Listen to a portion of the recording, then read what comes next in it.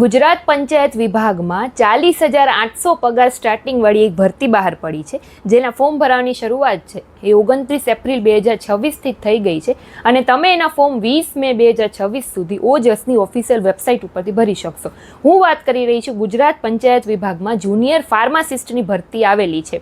એટલે કે જે ઉમેદવારે બેચલર ડિગ્રી ઇન ફાર્મસીમાં કરેલી છે, એટલે કે B.Pharm કરેલું છે, અથવા તો ડૉક્ટર ઓફ ફાર્મસીમાં કરેલું છે, અથવા તો ડિપ્લોમા છે ઇન ફાર્મસીમાં કરેલું છે, આ ત્રણમાંથી કોઈ પણ એક ક્વોલિફિકેશન હશે તો તમે આના ફોર્મ છે ભરી શકશો. એજ લિમિટની જો વાત કરું તો 35 વર્ષથી વધારે તમારી એજ છે ના હોવી જોઈએ. બાકી જે કેટેગરી વાઇઝ એજ રિલેક્સેશન મળે છે બધું પીડીએફમાં લખેલું છે. પીડીએફ રીડ કરવી હોય તો ટેલિગ્રામમાં મેં પોસ્ટ કરી દીધી છે, ત્યાંથી તમે એક વખત રીડ કરી લો.